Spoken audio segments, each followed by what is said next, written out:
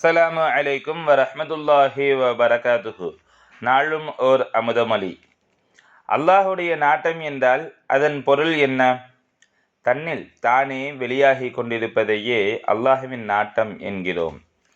அல்லாஹ் ஒருவன் என்பதனுடைய உண்மை தாற்பயம் என்ன? அல்லாஹ் என்பவனுக்கு அயல் இல்லை என்பதே அவனது உண்மை தாற்பயமாகும்.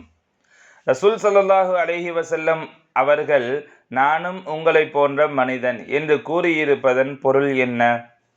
ரசூல் ஸல்லல்லாஹு அலைஹி வஸல்லம் அவர்களை பார்த்து அல்லாஹ் தஆலா நானும் உங்களை போன்ற ஒரு மனிதன்தான் என்று கூறுவீர்களாக என்று குர்ஆனில் கூறுகிறான்.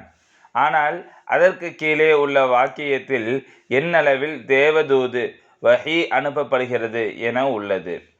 ஆதலால் ஒரு தனிப்பட்ட அபூர்வ சக்தியை அவர்கள் உடையவர்கள் என்பதும் நம்மை போன்ற மனித இனங்கள் அவர்களுக்கு சற்றேனும் நிகரற்றவர்கள் என்பதும் உண்மையாகிறது. நபிகள் நாயகம் ஸல்லல்லாஹு அலைஹி வஸல்லம் அவர்களுக்கு பிறகு நம்மை போன்ற மனிதர்களில் ஒருவருக்கேனும் தேவதூது இறக்கப்பட்டதா? இல்லை என்பது வெள்ளிடை மலை.